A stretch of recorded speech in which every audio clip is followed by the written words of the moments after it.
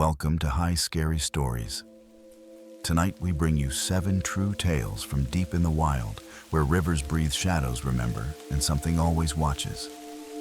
These stories weren't meant to be told, but they were.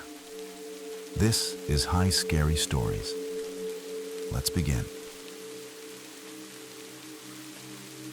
Story 1. The dogs wouldn't cross the creek. I still don't know if what I saw that night was real or just something the forest wanted me to believe. All I know is this: when Benny stopped at the edge of the creek and refused to cross, something inside me shifted. He wasn't scared of water. He was a hound raised on deep woods and backcountry trails. He'd crossed colder rivers and steeper banks without hesitation. But that day, he locked up, ears flat, tail stiff, muscles tensed like a stretched wire, and stared across the dried creek bed like something waited there. Rook stood behind him, growling low but not moving either. I tried coaxing them. I even stepped forward alone. That's when I heard the whisper, not from the woods, from underneath. And suddenly I understood why they wouldn't follow. Something on the other side wasn't meant to be crossed, and I had just done it. It started when my friend Jonah asked if I could house sit his property up in Elk Root Hollow. He had taken a seasonal job out in Montana and didn't want to leave the dogs alone. Said the place was quiet, remote, peaceful. And it was. No cell reception past the last gas station. No GPS once you hit the old Ranger Road. Just gravel and pine and sky. The cabin sat a half-mile off the old trail, nestled between 2 ridges and backed by a shallow creek that hadn't seen proper flow in years. Benny and Rook were both old mountain mixes, big and broad-shouldered, but with this eerie silence to them. They didn't bark unless something earned it. I arrived on a Wednesday late afternoon. Jonah had left a short list taped to the fridge. Feed them at 6. Water from the hand pump out back. Propane was full. Generator worked if I cranked it slow. He left me a hand-drawn map of the trails behind the cabin and circled the creek crossing in red ink. The only note was 2 words: do not cross.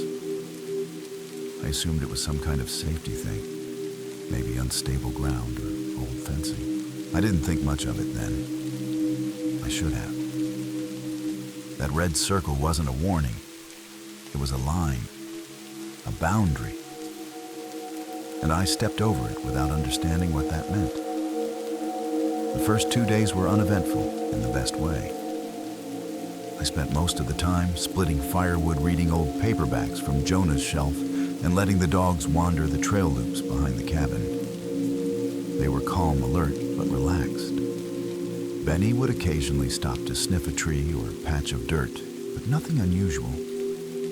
The weather was steady. No rain, no wind. Just the low hum of forest silence. It wasn't until the 3rd evening that I noticed something odd. The dogs didn't want to go near the creek.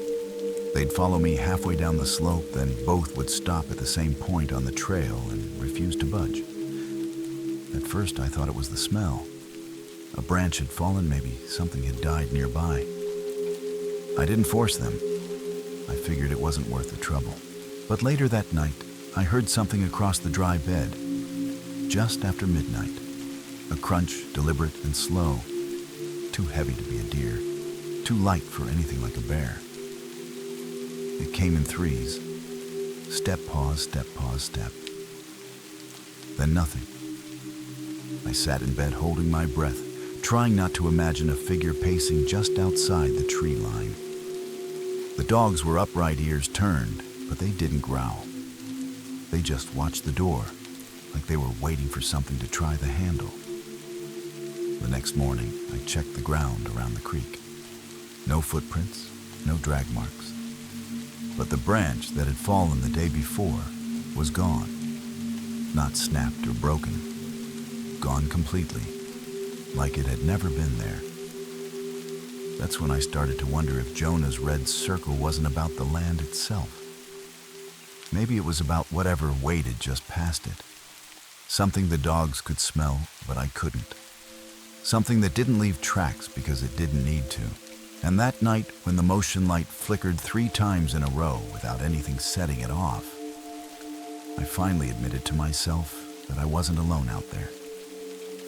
The 4th night, it got worse. Around 2 in the morning, I woke to the sound of nails clicking softly against the wooden porch. Not hurried, not scratching, just pacing, deliberate, like something was walking in a slow circle right outside the door. I sat up hard hammering and reached for the flashlight beside the bed. I didn't turn it on. I didn't want to see anything unless I had to. The dogs were both sitting upright now, not barking, not growling, just watching the door with this alert stillness I'd never seen in them before. When the pacing stopped, everything went dead silent. No crickets, no wind through the trees, just a kind of pressure in the air like the house itself was holding its breath. Then came the knock. 3 slow taps on the wood. Not hard, not threatening, just patient, like someone was politely asking to be let in. I didn't move. Neither did the dogs. Then it knocked again, slower this time, softer. The dogs didn't react. They just pressed closer to me, not for comfort, but for protection. That's when I heard the whispering, not from the porch, from the far side of the creek. A voice too low to understand, like someone speaking underwater or through a long pipe. It didn't sound angry.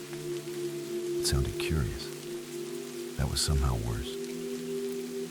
Couldn't make out the words, but the tone made my skin crawl, like I was being invited to listen to something I had no business hearing. When the whispering stopped, the knock came one last time. Not on the door this time, on the window. Just a single tap against the glass pane beside the kitchen. I didn't look. I couldn't. I stayed frozen in bed until the morning light finally cut through the cabin. When I stepped outside at dawn, the porch was covered in small, wet handprints. Human in shape, but far too long in the fingers. I spent the day pretending everything was fine. Chopping wood, I didn't need fixing shutters that didn't matter anything to keep myself from thinking about those handprints. I told myself maybe it was rainwater, maybe the wood just warped weird. But the sky had been dry for days, and the prints were still wet when I touched them. That night, I locked every door, wedged chairs under the knobs, and kept the lantern burning. I brought the dogs into the bedroom and shut the door behind us. I left the radio on static just to drown out whatever might try to creep in. Around 3:20 in the morning, Benny started growling. Not loud, not aggressive. A slow, vibrating sound from deep in his chest. I sat up hard in my throat. Rook was at the window staring out into the darkness with his ears pinned back and tail low. I didn't want to look, but I had to. I crept over and lifted the curtain just an inch. At first, I saw nothing.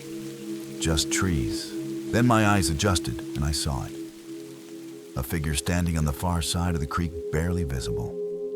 Still. Watching. It didn't move, didn't shift. Just stood there. And in its hand was the branch that had disappeared 3 days earlier. It held it out like a gift. Or a warning. I backed away slowly. Didn't speak, didn't blink. Just as I turned, Benny growled louder and I spun back around.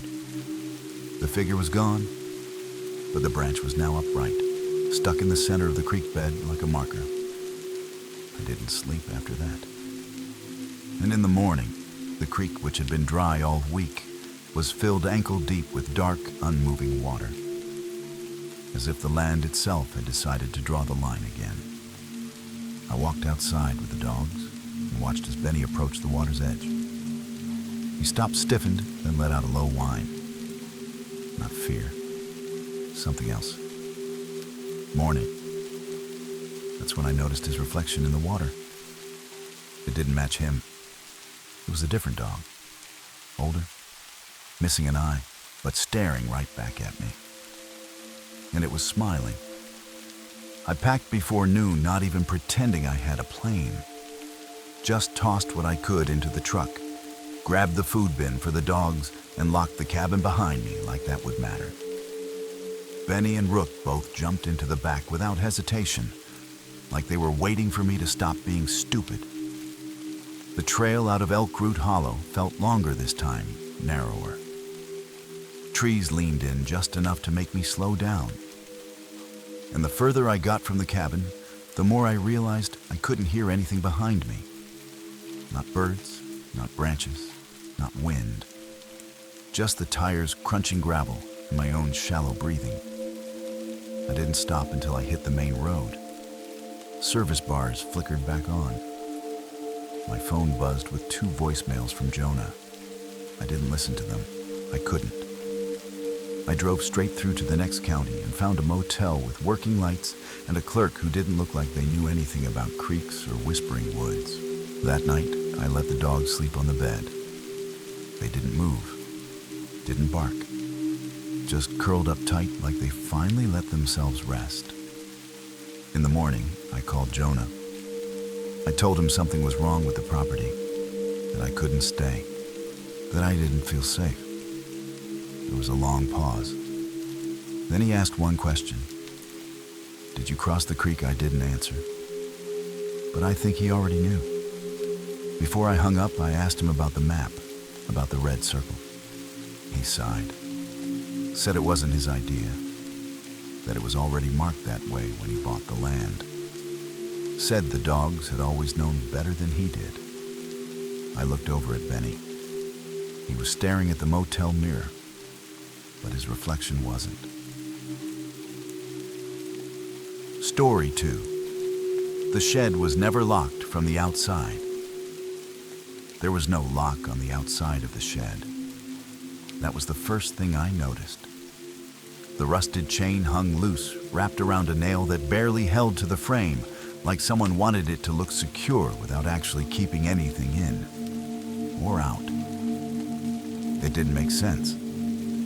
Everything else about the property was sealed tight. Reinforced doors, windows latched from the inside. Even the cellar had a bolt thick enough to stop a bear. But the shed stood there at the far edge of the clearing like an afterthought. Weather-worn, quiet, waiting. I told myself it was just storage. Tools, maybe. Firewood. But every time I stepped outside after dark, I could feel it. Not sound, not movement. Just this pressure like the night leaned harder in that direction. Like something new I was watching and was waiting for me to step too close. The cabin belonged to a friend of my sister's, named Eli, a wildlife photographer who had gone north for the season to document wolves in Manitoba. He needed someone to stay at his place in the meantime and take care of his 2 dogs, Knox and Willow, while keeping an eye on the solar setup and propane tanks. It was supposed to be a simple exchange.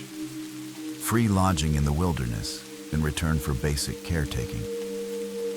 I had just wrapped a rough breakup and a layoff in the same week, and the idea of disappearing for a while felt like the only thing that made sense. The cabin was tucked deep in a partially flooded valley, surrounded on all sides by dense pine and swamp willow. You could only reach it by crossing an old wooden causeway that stretched over the marsh like a forgotten pier. There was no cell service, no neighbors, no one for miles. Eli had left a detailed handwritten guide to the property water pump worked best after priming twice dogs eat at 7 solar batteries were unpredictable after cloudy days, and to avoid the shed unless I needed something specific. I remember pausing at that line. It wasn't underlined, just there. Casual. But something about it stuck with me. Avoid the shed, not because it was dangerous, not because of animals. Just a quiet suggestion, like a boundary I wasn't meant to notice. Not yet. The first few days passed in a kind of slow grounding rhythm.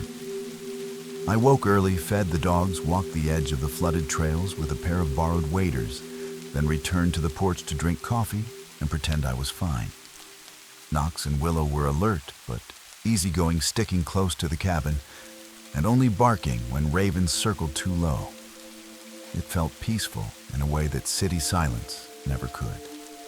No engines, no voices, just wind moving through the reeds and the occasional creak of old wood.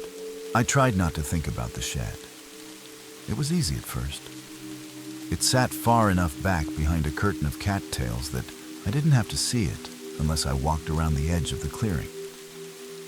But every evening, as the sun dropped behind the ridge, I'd notice the dogs shift. Knox would rise from his spot near the stairs and stare off toward the cattails. Willow would lie still, but raise her head just slightly, ears pricked and mouth shut. One night I followed their gaze. The shed door was ajar, only by a few inches. But I remembered clearly closing it that afternoon when I fetched the axe from the back wall. There hadn't been any wind, no sign of raccoons or anything that could nudge it open. I walked over and pushed it shut again this time, sliding the chain tight around the nail. When I turned to go back, I saw something in the mud. A small print, almost human, but narrower. No shoe tread, just 5 long toe-like impressions and an arch that curved too high. I told myself it was a trick of light, an animal I didn't know. But the dogs didn't come near me the rest of the night. They watched me from the far side of the porch, quiet, cautious. And the next morning, when I found the same print outside the bedroom window, I stopped telling myself it was nothing. That night, the wind shifted.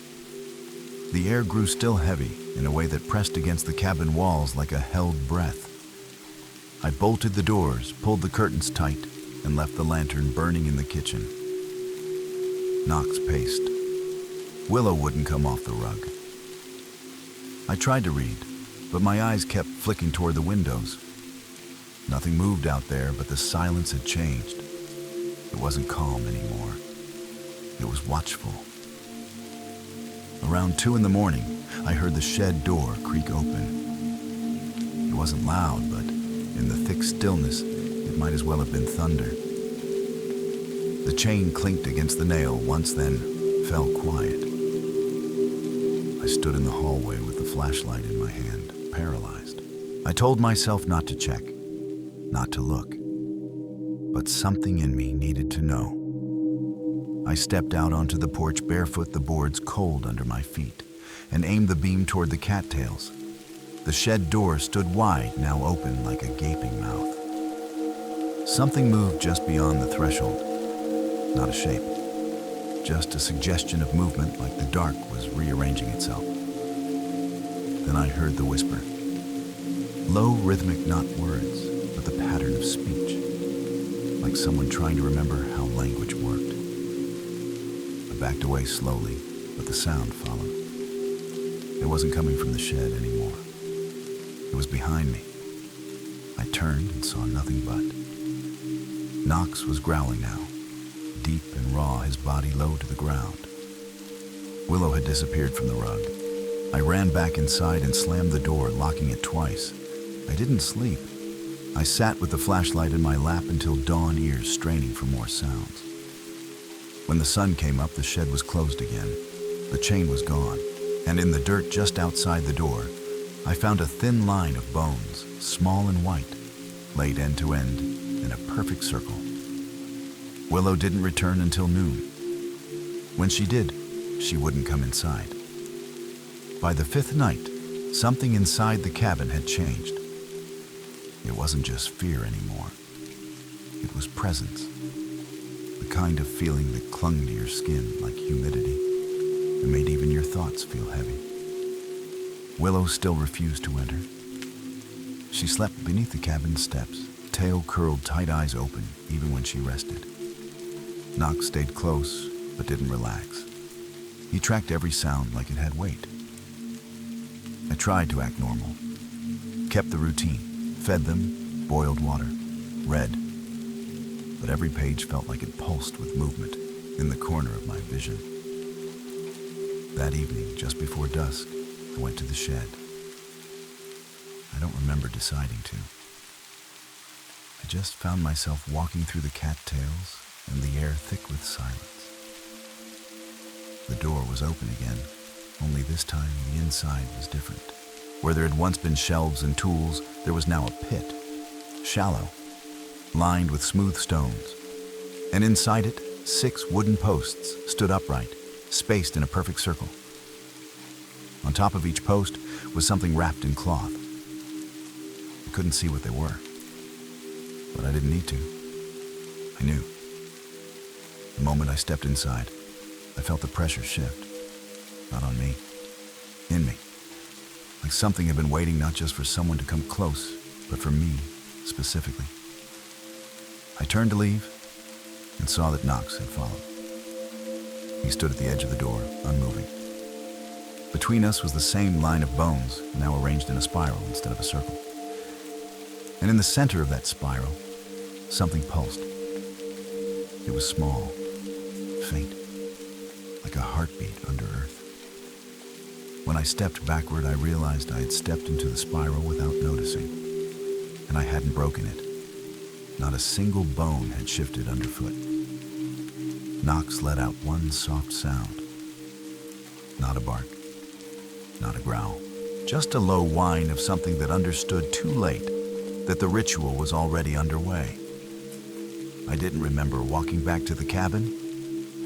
1 minute, I was standing in the shed, staring down at that slow, pulsing rhythm in the soil.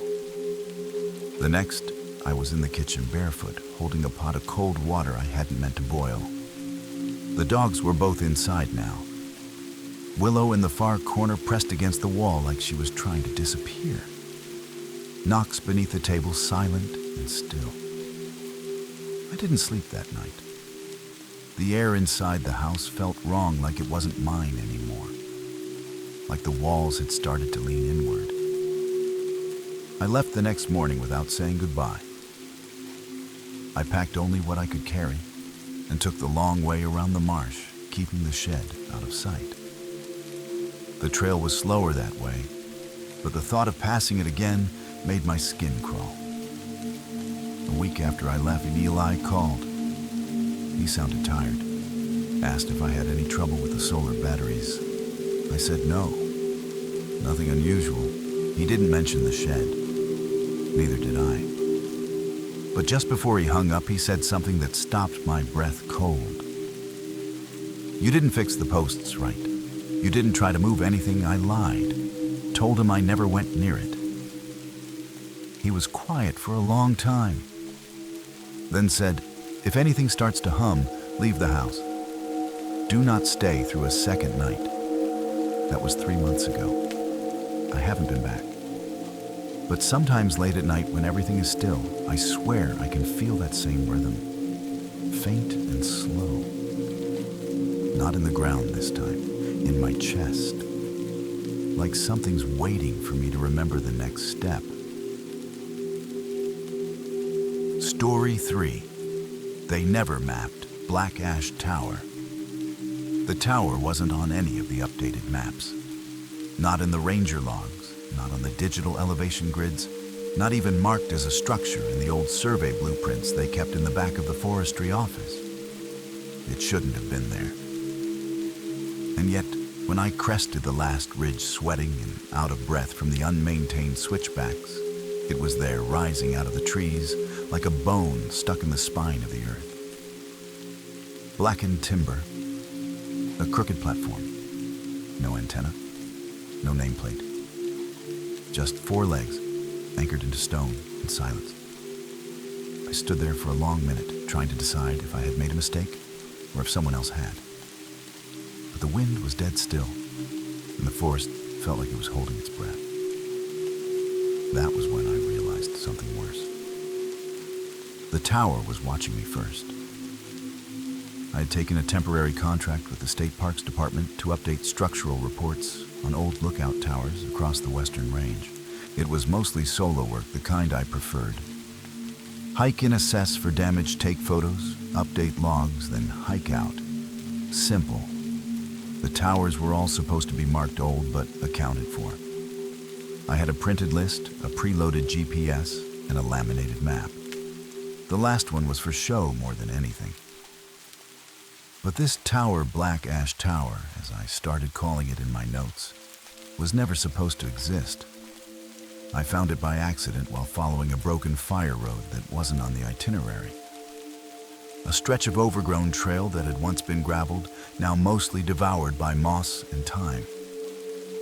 The directions I had for the area were vague, just a handwritten line from a previous inspector: avoid the East Ridge past mile 13. No reason, no elaboration, just that. I ignored it. I thought maybe he was being dramatic, or maybe the trail was washed out. But the higher I climbed, the more the forest changed. Trees grew at sharper angles, ground cover thinned. Even the air felt different, colder, somehow heavier. I kept going because that was the job. And also because I wanted to know what was up there. I wanted to see why someone would bother warning people away without explaining why. And when I saw the tower for the first time, I realized maybe they didn't explain it because there wasn't a reason you could write down.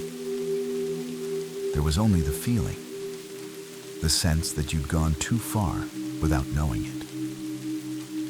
The closer I got to the tower, the more the forest began to feel wrong in ways I couldn't quite name. The trees didn't just lean, they bent like they were growing away from something in the clearing ahead. The birds had gone silent too. No calls, no fluttering. Just the crunch of my own boots and the dry rasp of wind pushing through dead pine needles. When I stepped into the clearing, everything stopped. The stillness wasn't just quiet. It was deliberate, like the land had noticed me. The tower stood maybe 30 feet high, made of scorched wood and old steel joints. It looked like it had survived a fire years ago, but there were no signs of burns on the ground, no blackened soil, no fallen ash. Just the structure itself, dark and dry, looming above. I circled the base slowly. No graffiti, no ranger tags, no weatherware except for a strange, oily sheen across one of the legs, like something had seeped up from below. The ladder creaked when I touched it, but it held. Against my better judgment, I climbed. Each rung vibrated faintly underfoot, not from movement, but from tension.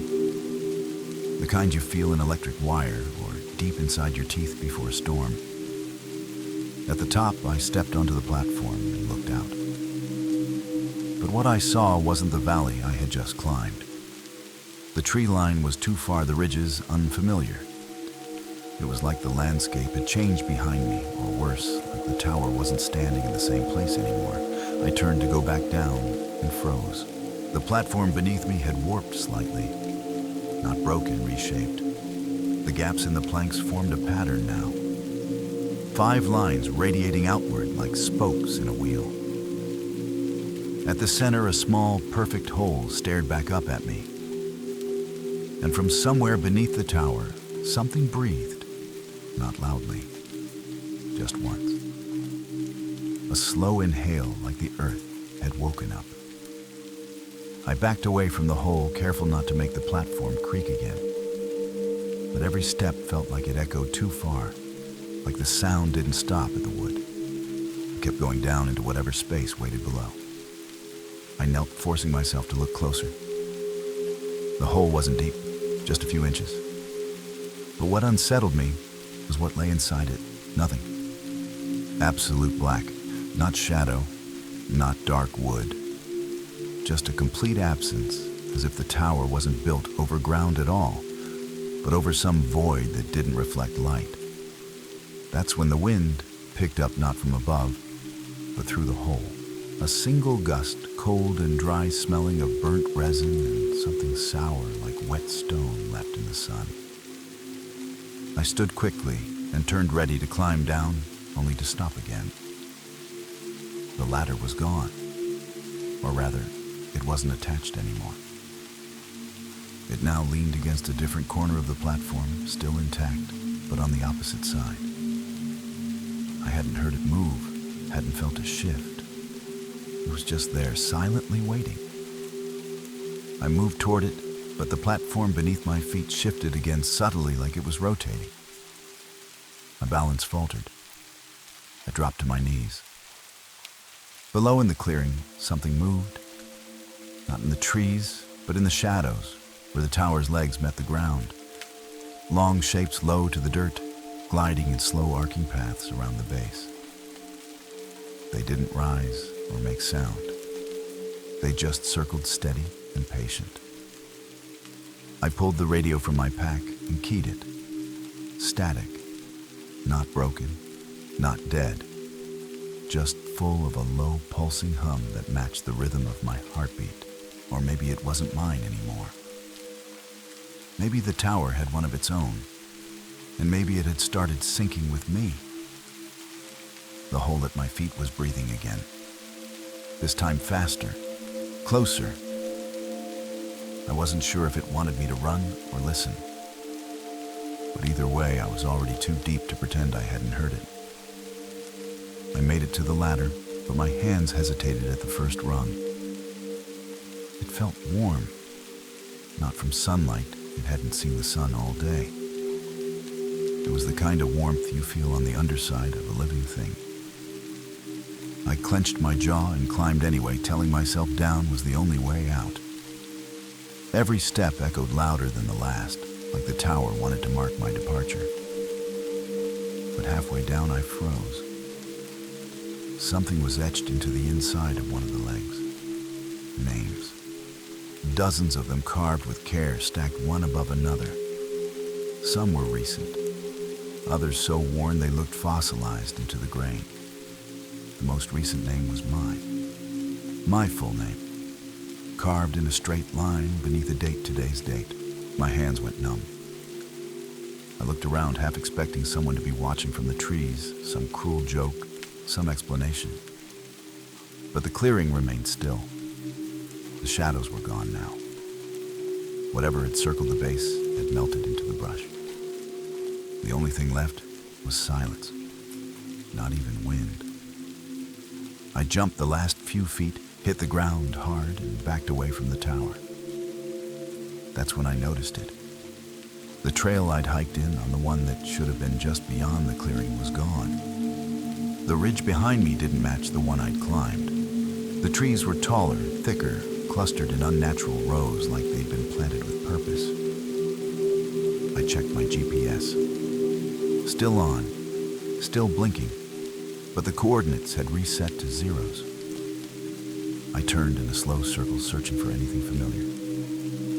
Nothing. And then from above, I heard the sound of someone climbing down the ladder I had just left. Same pace, same weight, rung by rung. But I was standing alone. The tower was empty. Except now it wasn't. I didn't wait to see what was coming down that ladder. I ran. Straight into the tree's branches, slashing at my arms, roots, grabbing at my boots, the forest swallowing me with every step. I didn't care which direction anymore. I just needed distance. But the deeper I went, the more it felt like the woods weren't getting thicker, they were folding. The same twisted pine showed up again and again. Same broken log.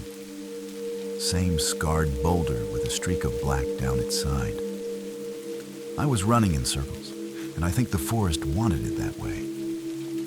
When I finally stopped gasping for air, my legs trembling, I dropped to my knees and checked the GPS again. Still zeroed out.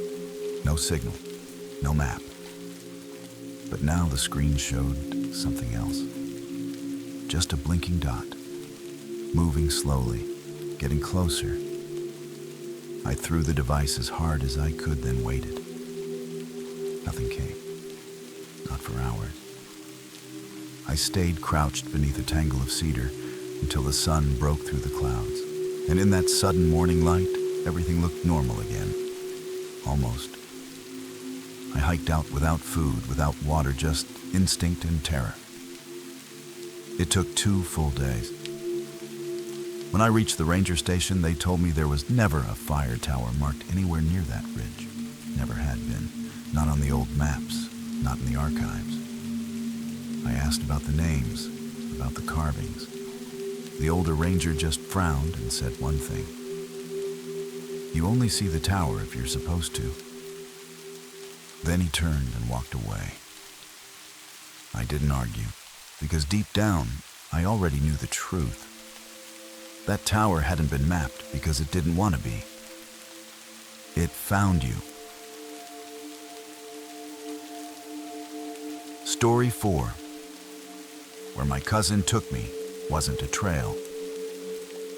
When my cousin Jace told me he wanted to show me something off the old ridge, I figured it was just another hidden fishing spot or a shortcut through the woods. He always had a thing for places that felt secret. But after 15 minutes of walking, I realized there was no trail.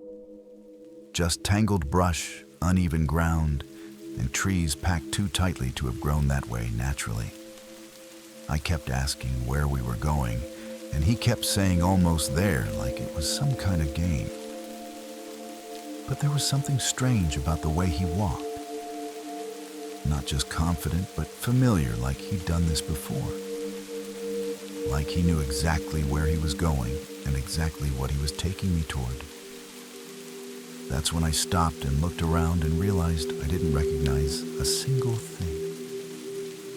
Not even the sky felt right. Jace and I hadn't seen each other in almost 10 years. We grew up close, spending summers at our grandparents' cabin in the valley, fishing in the creek, building forts, chasing deer trails, until the woods turned gold. But after his mom moved him out of state, we lost touch. No falling out, just life pulling us in different directions. When he called out of the blue, saying he was back in town and wanted to catch up, I didn't hesitate. Said I'd drive up for the weekend, maybe revisit some of those old trails. But the second I arrived, something felt off. He looked thinner, older than I remembered, like the woods had taken something from him. His smile was still there, but it didn't quite reach his eyes. Said he had something better than the old creek, something real wild that only locals knew about. I should have said no.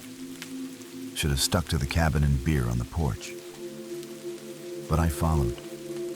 Because that's what you do when someone from your past shows up like a ghost and says, "Come with me." You don't question it. Not until it's too late. The deeper we went into those unfamiliar trees, the more I noticed how quiet Jace had gotten. Like whatever we were walking toward didn't allow small talk. I didn't know it then, but we weren't heading to a place. We were heading to a memory Jace had buried long ago, one that was never supposed to be unearthed. The trees changed as we moved farther in. Not gradually, not like a natural shift in elevation or climate, but all at once like crossing an invisible border. Pines gave way to twisted hardwoods with bark like flaking stone, their trunks growing too close together, their limbs bent downward, like they were listening to something underground. The sunlight dimmed, even though there were no clouds above, and the air took on a dense coppery weight. I asked Jace how much farther. He didn't answer, just kept walking faster now, like he was afraid if he slowed down, he might change his mind. I started to see things, not clearly, just flickers at the edge of my vision. A pale hand behind a tree, a figure half buried in moss, faces where bark should be. Every time I turned, they were gone. But I could feel them, not watching, remembering, like the forest was trying to match me to something it had already seen before. I stopped and told Jace I wanted to go back, that we could catch up later, grab a drink, leave this hike for another time. He finally turned around. His face was pale, eyes hollow, like he hadn't slept in days. He said we were already too close, that if we turned back now, it wouldn't let us leave the same. I asked what he meant. He didn't answer, just pointed ahead to where the trees opened into a clearing of wet, sunken earth. In the center stood a stone arch, jagged and too tall for its own weight. No carvings, no symbols, just a doorway made from stone, older than anything else around it. I asked him what it was. His voice shook when he said, "It's where I saw myself die." And I didn't run, because something in me already knew I'd been here before. I just didn't remember how it ended last time. I stood there staring at the arch, unable to make sense of what I was seeing. It shouldn't have been there. The stones didn't match anything in the valley, too dark, too smooth, like river rock carved into perfect edges by something that didn't care about time. Moss grew only around the base, but not on the surface. Nothing touched the stone itself. Jace walked forward like he knew exactly where to step, avoiding patches of ground that sank too easily underfoot. I followed slower, every step feeling like it pulled me deeper into something that didn't want to be disturbed. As we neared the arch, I felt it pressure in my ears like a shift in altitude, except we weren't climbing. The trees behind us grew quieter, and the wind died, and even my thoughts seemed to slow, like they were no longer just mine. Jace stopped at the threshold. I expected him to say something, explain what this place was, why he'd brought me. But instead, he just said, "It doesn't show you your death. It shows you the one you left behind." Before I could ask what that meant, he stepped through. I didn't see him disappear. I saw him blur like the world forgot how to hold his shape. Then he was gone. No flash, no sound, just absence. I ran forward but didn't cross. I reached for the stone, but my fingers stopped just short skin prickling with heat, and in that moment something shifted. I heard footsteps behind me, slow and deliberate. I turned, expecting to see someone else, but it was Jace, or something that looked like him. Only his face was wrong. Not monstrous, just off. Too calm, too symmetrical. He smiled at me the way you might smile at a photo of someone you barely remember. Then he said my name. But it wasn't a greeting. It was a warning, because his voice was mine. I stumbled backward, heart pounding, trying to make sense of what I was seeing. The thing that wore Jace's face, my face stood motionless, just beyond the arch eyes, fixed on me like it was studying its reflection. I called out to it, hoping maybe there was still a piece of him left in there, but the thing didn't respond. It just tilted its head slightly like it was listening to something deeper than sound. Then softly it said again, my name this time, with a rhythm like an echo pulled from a well that went too far down.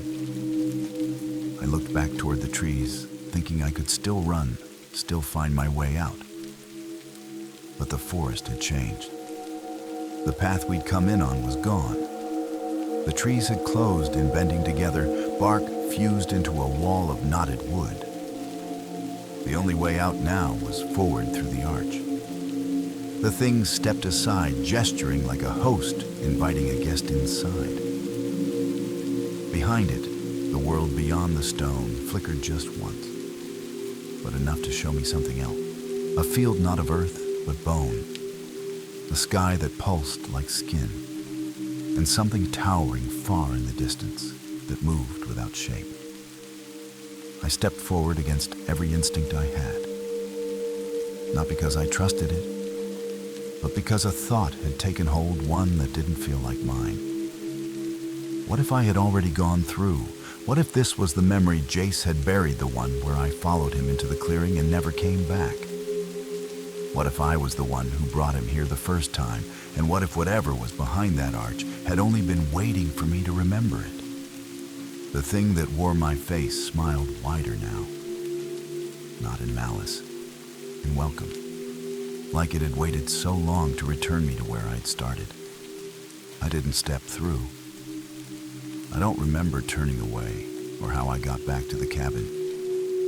One moment I was staring into that flickering world beyond the arch. The next, I was lying on the porch, soaked in sweat, breathing like I'd run for miles. The sun was just coming up. The forest looked normal again, bright birds calling trees still. But Jace was gone. No sign of him. No footprints. His bag still sat by the stairs where he'd dropped it the night before. I called his name for hours, searched every trail, retraced our path, until I couldn't trust what I was seeing. Everything looked familiar, but nothing led back to that clearing. The arch was gone. Or maybe it had never really been there in the way we understand place. Days passed. I told no one. What would I even say? That I followed my cousin into a part of the woods that didn't exist on any map, and met myself coming back. That I stood on the edge of something ancient that offered me a doorway. Not to death, but to recognition of some deeper self that never quite left. Sometimes in dreams, I see the arch again. Not always in the woods. Sometimes it's in a hallway I don't remember building. And sometimes I hear Jace's voice not calling for help, but whispering something low and rhythmic, like a lullaby meant to keep the door open. Meant for me. I haven't gone back. But I know I will, because it's not a matter of choice anymore. It's memory, calling itself home. Story 5. I wasn't the first to scatter ashes here. The hike to the overlook was quiet, the kind of quiet that sinks into your bones and makes you speak softer without knowing why. I carried the small urn in both hands, careful not to stumble on the loose shale lining the narrow trail.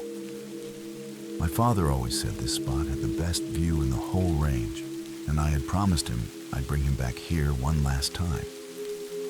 But as I stepped onto the ledge, something felt wrong. Not dangerous, just wrong. The air was too still, the ground too clean. And then I saw it tucked beneath a flat stone near the edge. Another urn, old, worn, marked only by a name scratched faintly into metal. And beside it more, half buried, unspoken, forgotten. I realized then I wasn't the first to scatter ashes here. I might not even be the last. My father had been a forest ranger for nearly 30 years. He knew these mountains better than anyone could name every ridge, every creek, every tree that leaned the wrong way after a storm. Growing up, he brought me here often, especially to this overlook he called Last Light Point. He said it was the only place where you could watch the sun bleed out across the whole valley without anything getting in the way. It was his favorite spot, and even after his diagnosis, he asked me to take him up one last time. When he passed, I waited a few weeks. I told myself I was building up the strength for the hike, but really, I just didn't want to feel how empty the woods might be without him in them. When I finally came, I expected the grief to be quiet, maybe even peaceful. I thought I'd stand on the edge, say a few words, and let him drift into the air he loved so much. Instead, I found those other urns, 5 in total, all nestled beneath stones like they were a part of the mountain now. Some had initials carved into them. One had a date. The oldest one was from 1967. No signs, no plaques, no trailside markers. Just a quiet row of silent goodbyes that someone, maybe many someones, had decided belonged here. And in that moment, I wondered how many people had brought their dead to this spot without ever speaking to one another.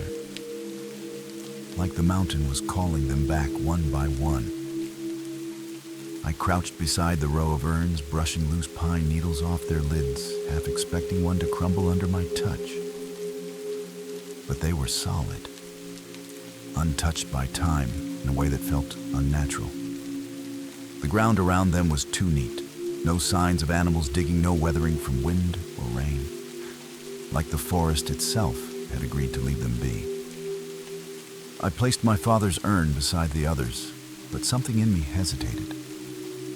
It felt too deliberate, too much like I was continuing a pattern I didn't fully understand. Still, I whispered a few words, the ones he used to say when we reached a summit. "You made it, old man. You're home." But the moment the ashes touched the air, the temperature shifted. A sudden chill swept up from the valley, pushing against me hard enough to make me stumble. The sun dimmed, not behind a cloud, but as if something larger had moved between us and the sky. I looked up. Nothing. Just the same wide blue. Still, the shadows around me deepened, stretching long and thin, even though it was barely past noon. I backed away from the ledge, but the wind didn't stop. It swirled around the urns, like a breath drawn in, slow and deep. And then I heard it. A voice not loud, but layered like multiple people speaking the same word in unison. It wasn't English, not exactly. But I understood it. Return, not a command, not a threat. Just a statement of fact. I turned ready to leave, but the trail behind me was no longer there. Or maybe it never had been. The trees looked the same, but they weren't. Closer, tighter, watching. My father always said the mountain took care of its own. Now I wondered if that care was a blessing or a claim. I moved carefully along the slope, trying to retrace my steps back through the brush, but nothing matched the path I had taken up. Every tree looked unfamiliar. Every rock seemed placed with intent, not by erosion or time, but by something that wanted me disoriented. I checked my phone, no signal, not even GPS. The screen flickered once, then stayed black. I turned back toward the overlook, thinking maybe I could get my bearings from higher ground. But when I stepped into the clearing again, the urns were gone. All of them, even my father's. The flat stone where I had placed it was bare, no ash, no trace.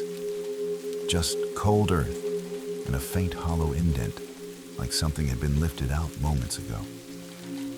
I called out first, quietly, then louder. No answer. No echo.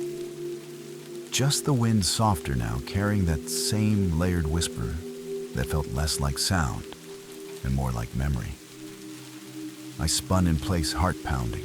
I'd never been afraid of these woods before. But now they felt like a mouth slowly closing. A presence settled into the air, heavy, expectant.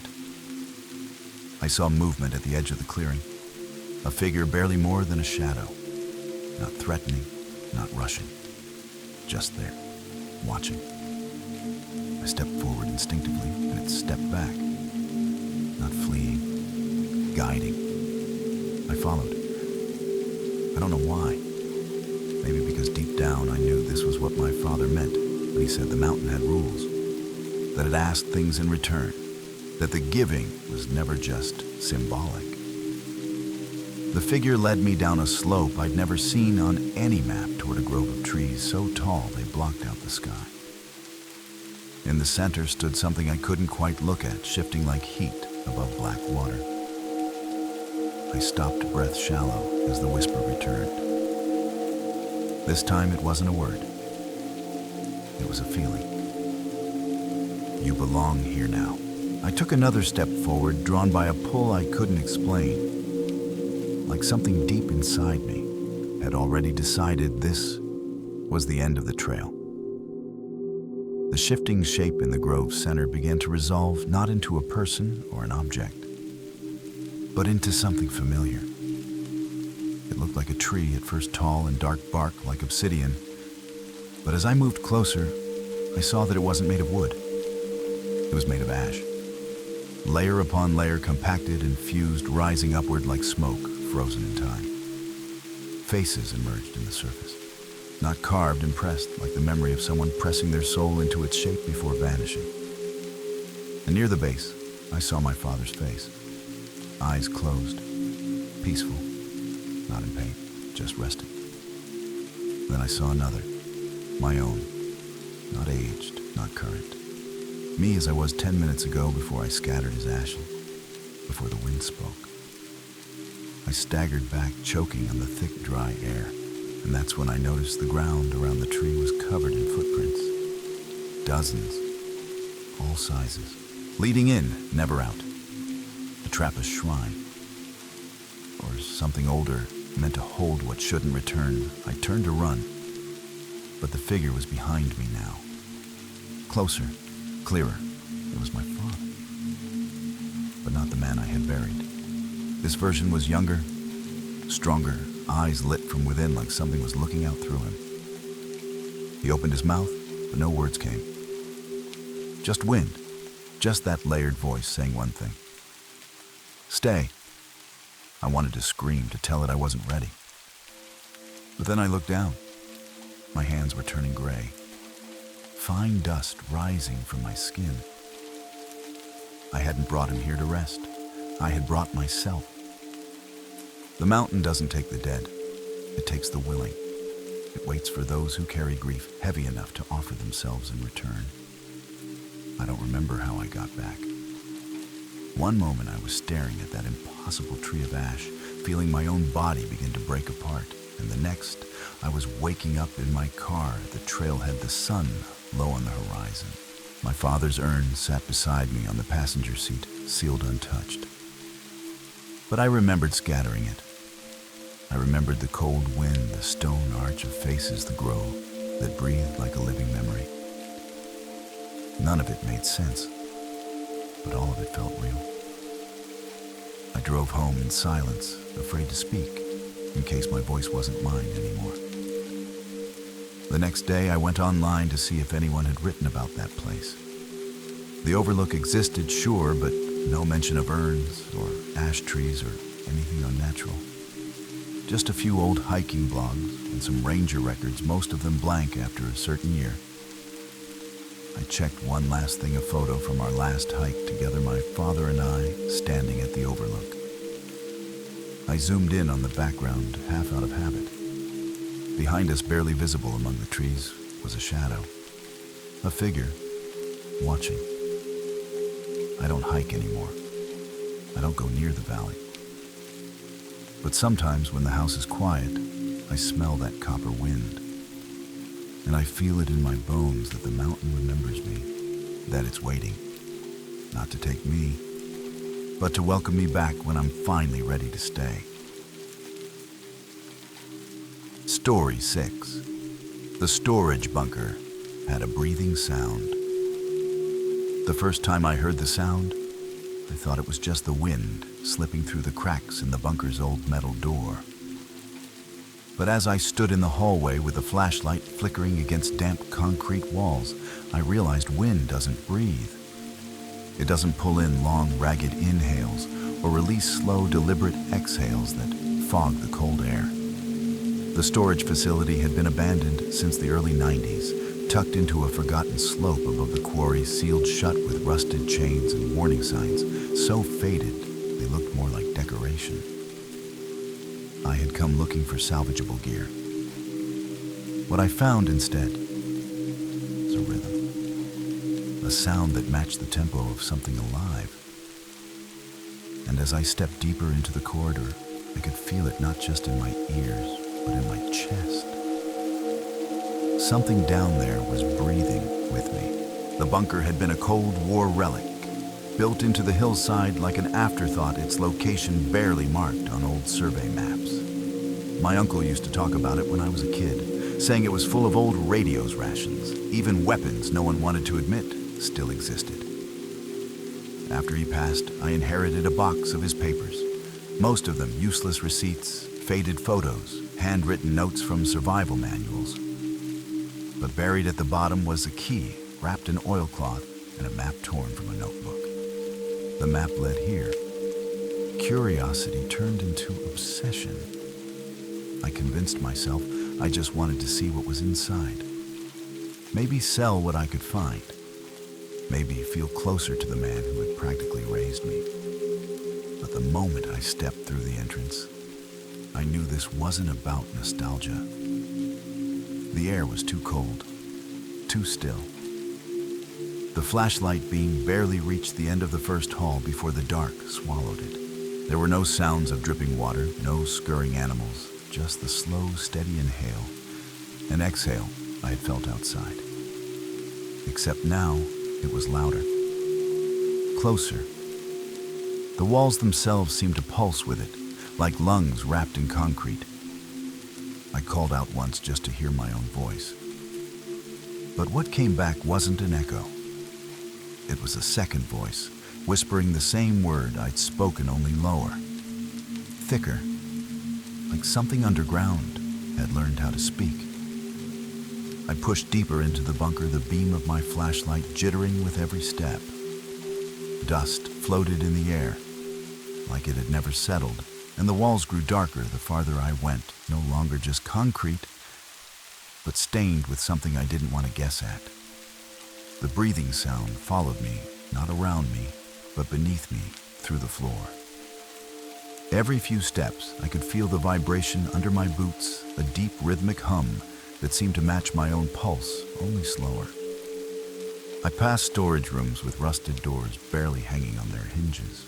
Inside were old crates, busted shelving, and empty racks where something important had once been stored but was now long gone. Or maybe not gone, just moved. In one room, I found a stack of journals, the top one warped by moisture. I flipped through the pages, finding notes written in the sharp, hurried handwriting. The words weren't official inventory logs. They were observations, days and dates, mentions of noises of shadows, moving at the end of hallways of footsteps that didn't belong to anyone living. One entry near the back read, "Breathing started again. Louder now. Feels like it's learning me." I dropped the journal. The sound pulsed once harder, like a reply. I turned to leave, but the hallway was darker than before. My flashlight flickered, sputtered, then steadied, but weaker now, like the darkness was feeding on the light. I picked up my pace boots, echoing off the walls. That's when I saw the first door that had no label. It wasn't rusted. It wasn't damaged. It was clean, too clean, like it had been scrubbed recently. The breathing was loudest there, as if whatever was behind it wasn't just alive, but waiting. I reached for the handle before I even realized I was doing it. Not out of bravery, out of recognition. Something behind that door already knew I was coming. The handle was warm, not just warm from touch, but radiating a heat that pulsed in sync with the breathing. I hesitated, every instinct screaming at me to turn back, but curiosity had already sunk its hooks in too deep. I turned the handle slowly, expecting rust or resistance, but the door opened silently, like it had been used recently. The room beyond was pitch black, not the absence of light, but a thickness that seemed to absorb it. I stepped inside and immediately felt the change in air pressure, like walking into the bottom of a cave. The door clicked shut behind me without a breeze. I spun, but there was no knob on the inside, just smooth metal. I lifted the flashlight. The beam only reached a few feet before being swallowed whole, but I could make out walls that curved inward, leading to a kind of circular chamber. The breathing filled the space now surrounding me, coming from every surface.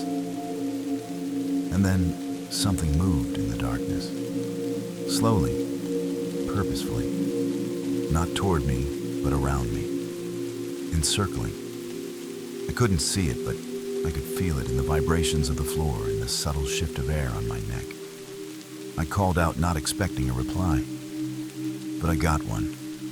My own voice echoing from behind, repeating the exact words I'd just spoken.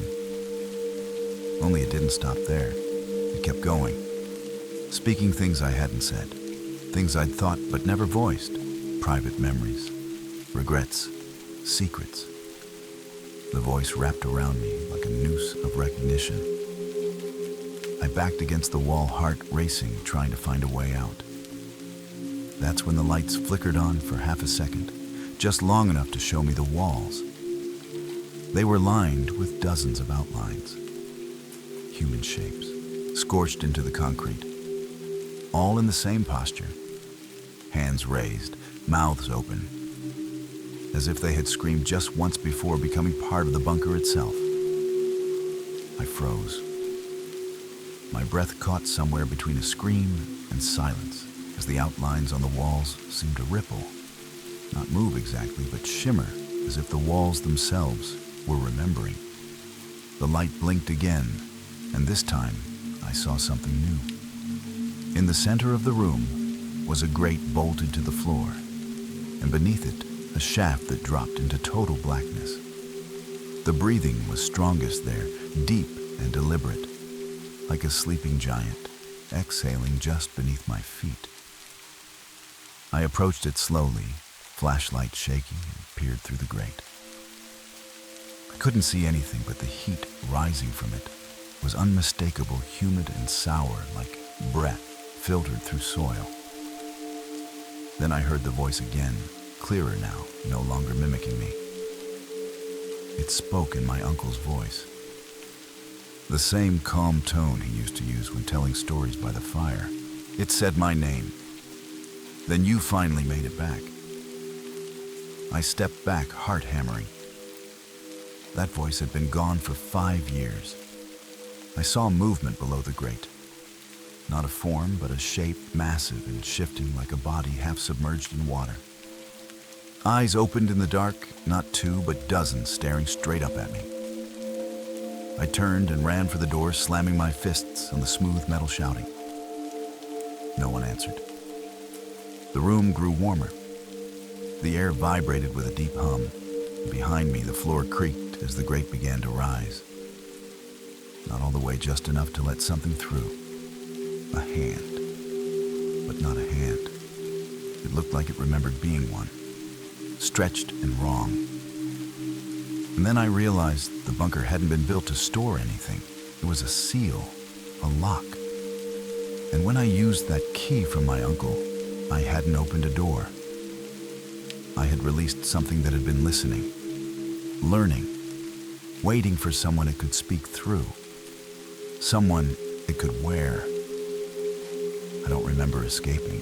One moment, I was staring at that thing rising from the grate, its many eyes blinking in unison, like they were syncing with my heartbeat.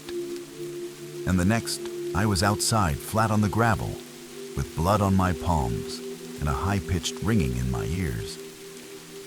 The bunker door was shut behind me. The key was gone.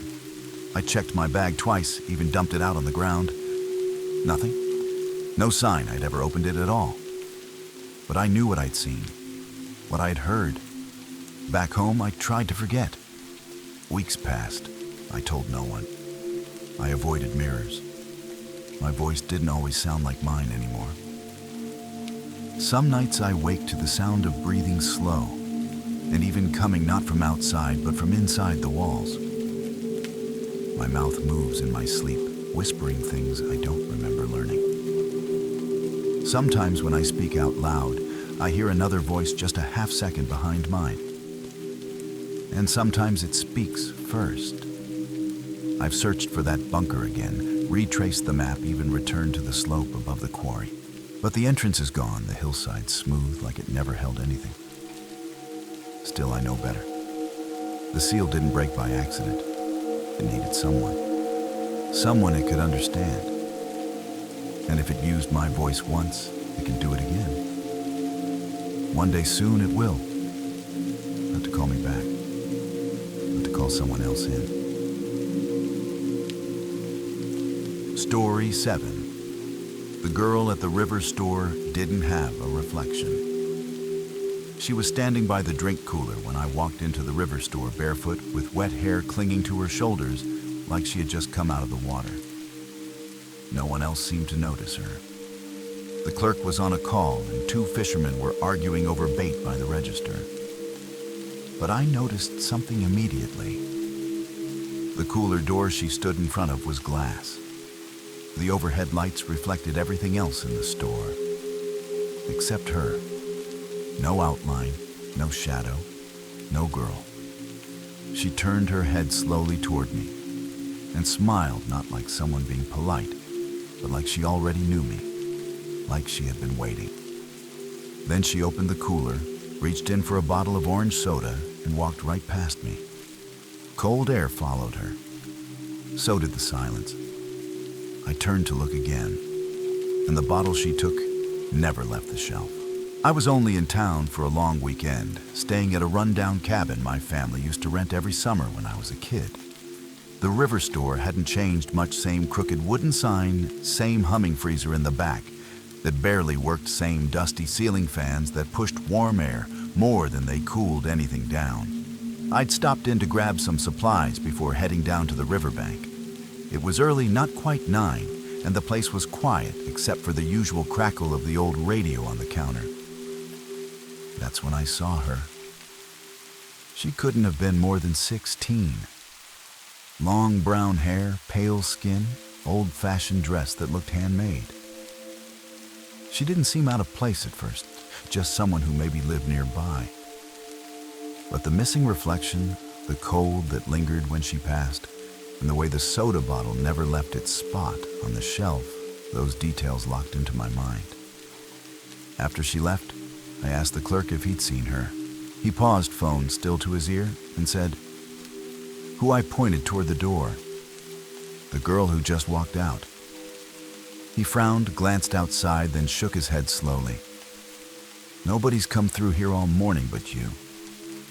His tone wasn't confused. It was careful, like he knew exactly who I meant and didn't want to talk about it. That was the moment I realized this wasn't just something strange.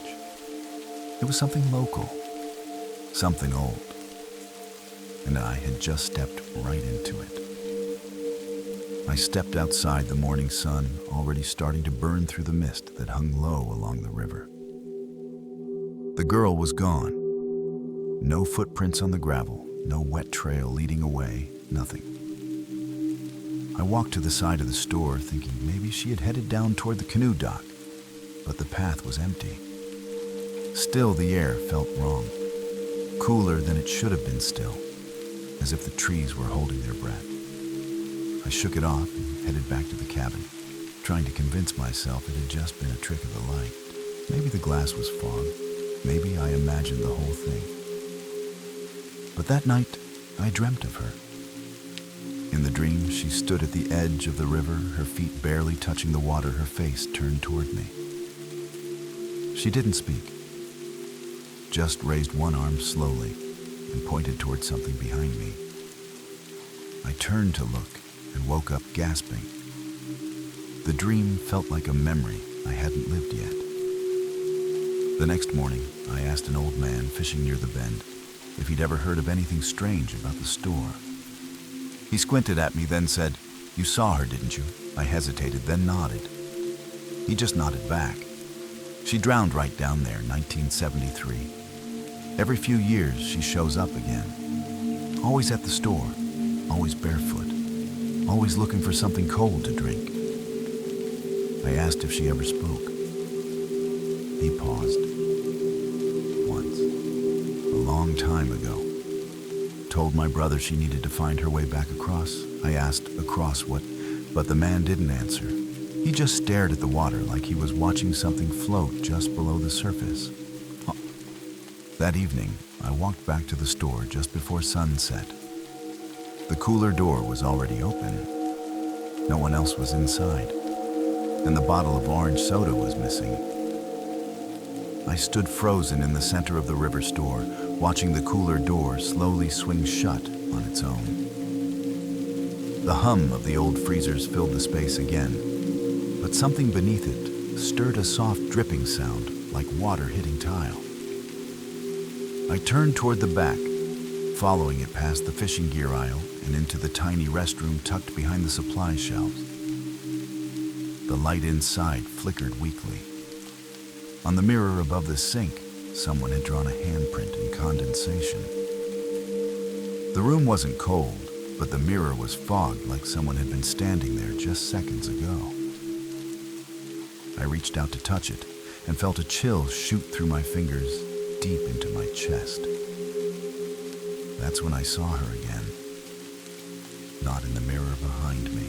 Her reflection still didn't show, but I could see her standing just inside the doorway. Her hair dripped onto the tile. Her eyes locked onto mine, hollow, but aware, like she was trying to remember what it felt like to be alive. I spun around, but she was gone. Just the faintest puddle of water where she had been. I ran outside into the thickening dusk, heart-pounding air heavy with moisture. The clerk was gone. The store was silent. And across the road near the boat ramp, I saw her again, this time at the edge of the river. She was standing ankle-deep in the water, holding the orange soda like it was the only thing anchoring her to this world. She looked at me and finally spoke. Her voice was low, distant, almost layered. He never came back. I stepped closer, unsure what she meant, but she just pointed downstream toward a dark curve in the river no one ever swam past. Then she turned and began walking into the current, the bottle still in her hand, her form fading with each step until only ripples remained. And on the wind, I heard it again, her voice. Not pleading, just certain. He promised. I stood at the edge of the river long after she disappeared, staring at the place where the water had swallowed her. The current moved, slow, lazy, almost, but the surface shimmered in a strange pattern, as if something below was still stirring. I turned to go back, but something on the shoreline caught my eye. It was a photo, damp, half buried in the sand. I picked it up and wiped the mud from the corner. The image was faded but clear enough. It showed a boy, maybe 17, standing next to the same girl from the store. Her dress was the same. So was her smile. The boy had his arm around her, and on the back of the photo, scribbled in old ink, was one sentence: summer 1973, just before the river. My hands went cold. I recognized the boy. Not from memory, but from another photo, one I had found in my grandfather's tackle box years ago. It was him, younger, smiling, standing with a girl he never talked about. I had always thought he was alone that summer off on one of his fishing trips. But now I realized the truth. He hadn't just known her. He had promised her something. And then he left. I returned to the store and found the clerk back behind the counter staring at me like he expected I would come back. I held up the photo. "You knew," I said. He nodded. "She only shows herself to his blood," he replied. "She's been waiting for him. But now you're here." My mouth went dry. Waiting for what? The clerk didn't answer. Instead, he pointed to the cooler. Inside, one bottle of orange soda sat alone. But this time, it was already open, dripping, as if someone had just taken a sip and was waiting for me to finish it. I left the photo on the counter and walked out without saying another word. The bottle of soda stayed in the cooler untouched, but I felt its weight follow me as I crossed the road. That night, I couldn't sleep. The river sounded louder than usual, the current pulling against the banks like it wanted something returned. I dug through my grandfather's old things, searching for any clue he might have left behind. Tucked in the lining of his old river vest, I found a letter never mailed, yellowed with age. It was addressed to E, and it said only this: "I'm sorry." I thought I could leave it behind. I was wrong. The handwriting was shaky. Final. The next morning, I returned to the spot by the river. The mist hung low again. I stood there, letter in hand, and whispered an apology, not mine, but his. I let the letter go. It floated for a moment, then vanished beneath the surface without a trace. That night, I went back to the store one last time. The clerk gave me a quiet nod. The cooler door was closed. No fog on the mirror, no puddle on the tile, and the soda bottle was gone. Whatever had lingered there for 50 years had finally moved on. But sometimes I still dream of her standing by the river with the bottle in her hand, looking out across the water, not waiting anymore, just watching. And in the dream, she finally turns to me and smiles. This time, I smile back. Thank you for venturing into the darkness with us. If these stories sent chills down your spine, don't keep the fear to yourself. Leave a comment, smash that like button, and share this video with someone who dares to listen in the dark. We release terrifying true stories every week, so be sure to subscribe and turn on notifications so you never miss what's lurking in the shadows. This is High Scare Stories, where nightmares don't end when the video does.